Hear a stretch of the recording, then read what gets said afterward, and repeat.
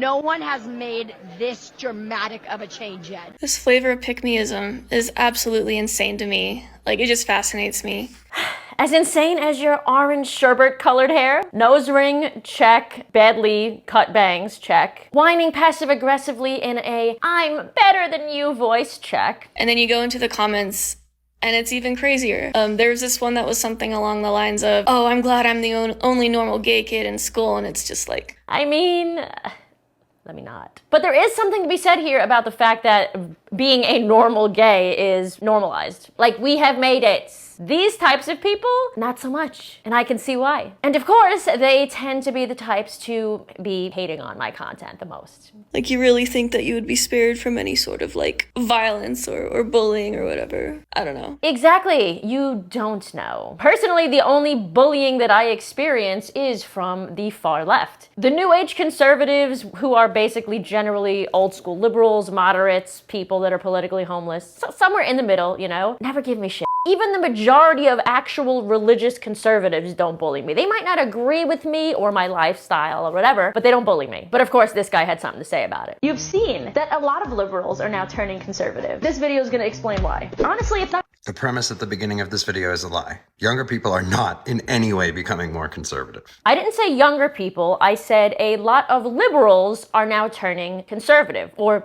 leaving the far left in the way that I just said before watching this clip. Old school liberals don't believe in anything that far leftists believe in. But you know who does? Modern day conservatives. Whatever you want to call them, they're still the same type of person, right? And the fact that they are not becoming more conservative is a new feature. Women especially are becoming more liberal. Younger people are becoming more leftist, not more liberal. Yeah, and that is the issue for me. Thank you for clarifying. Liberals are just...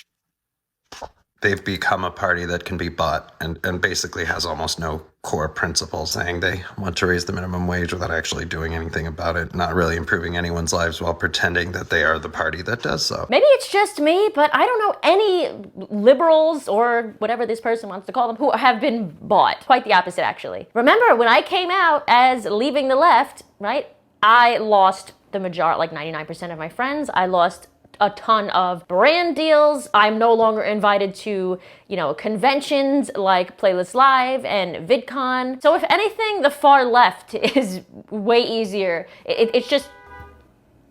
Welcome back to New York. Yeah, thank you.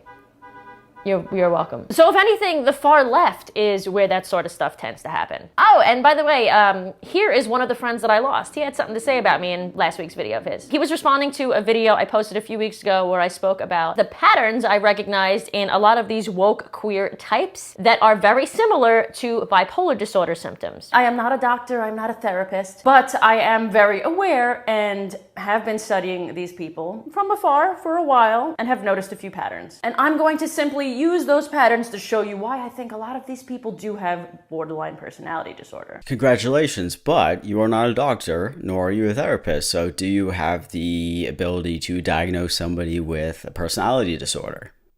Probably not. Agree, which is why I literally said that I am not a doctor or a therapist. And I said that these are behaviors, and they are behavioral patterns that I've noticed in these types of people. The funniest part of this all is that the people who tend to watch content creators like Sam are generally the types of people that I was speaking about. I'm not gonna lie. And if you look at his comment section, you cannot make this up. I swear to God, it is over and over and over again. I'm a queer person who has borderline personality disorder. Queer with BPD here. This video coming out the day after I got diagnosed with BPD is crazy. I'm a bipolar queer, blah, blah, blah.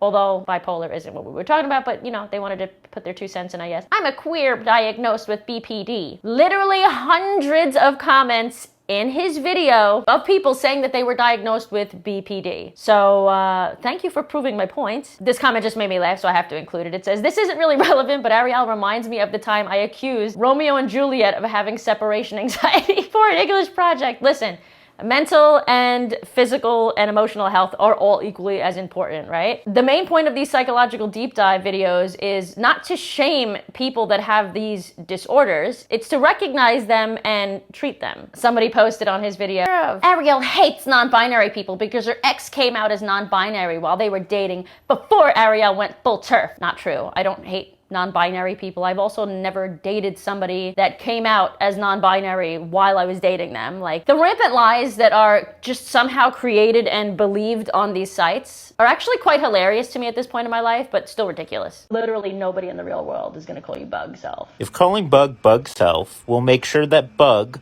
does not unalive bug self, then I will call bug bug self. So I guess I'm nobody.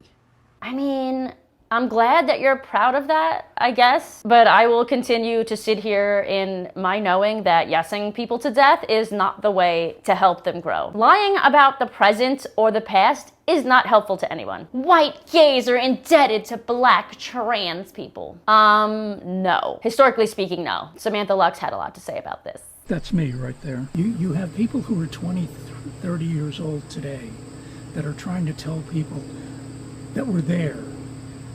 What we saw isn't what really happened. Not only is this dismissive of the original creator, she is now being dismissive of the work of all trans activists before us, you know, literally just all of them. Like, maybe Marsha didn't throw the first brick, but to deny that trans people had any part in the liberation of the LGBT community is idiotic. Who is this random ass white gay? I don't care. Nobody said trans people didn't play a part at all. What we are saying is that LGBT people don't owe everything to black trans women. That none of these rights would have happened if it wasn't for them. Literally the rewriting of history as I speak. And also, Samantha, that is no random old gay. That is Fred Sargent, a friend of mine, who was literally, like, if you see the photos of the first ever LGBT pride in, like, Stonewall March in New York City, 1969, he is in the front of one of those, or few of those actually, of those photos. Like, he is in the photos, he was there. So please, you and this woke community need to stop gaslighting him and telling him that something different happened when he was literally there and you were not even born yet. Here's what a few friends of mine had to say. Buck Angel said, this weird narrative that trans people built the LGBT community, that we all owe trans people, is so full of shit.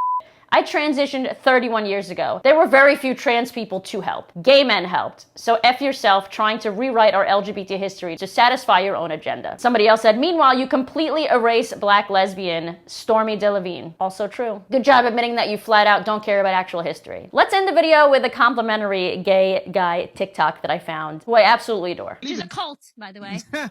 Okay, let's go with that then. It's a cult. She's right, by the way. She's half right. Our alphabet community is what I call them. The Le Québécois, if you will. They have cult-like dynamics. They're not a cult, but they have cult aspects, as does every group, I should mention, including Trump supporters, Democrats, Christians, the holistic community, tarot. You all have your cult dynamics. Now, some of us are more honest about that than others. Some of us have been the ones who have been ostracized for not conforming to you in these ways. So I think when we're having these discussions, it's really important for us to realize that there are cult dynamics. And remember, no one who's in a cult thinks they're in a cult. They don't allow free speech. So any of you that are championing against harsh critique, insult, or anything else, you're in a cult because you don't want to be criticized and or you're too weak to stand up against criticism. And it's important for you to realize this moving forward. You want dissent. You actually specifically want it. And it's important to realize that those who have dissent, even if it's the smallest minority, those people's speech deserves extra protection for that reason. I absolutely love what he said here, and I fully agree. Which is why, even though I just spent the last 10 minutes or so criticizing people that were criticizing me, I will never deny these people a platform. Everyone, including myself, should be criticizable, if that's even a word. It is now. And in saying that, let me know what you think of this video down below, and if you want to see more videos like this, I have obviously a ton of people that give me shit. And it could be a fun little series, to be honest, responding to these types of people. Again, thank you so much to Nurex for sponsoring this video. Go and check them out. Go to nurex.com/ariellescarcella. That is nurx.com/ariellescarcella. Focus on your skin health, your physical health, your body health, your mental health. And other than that, I will see you guys back here on Sunday with a brand new video. Until then, you know the drill. I love you. Love yourselves. Keep calling out the bullshit.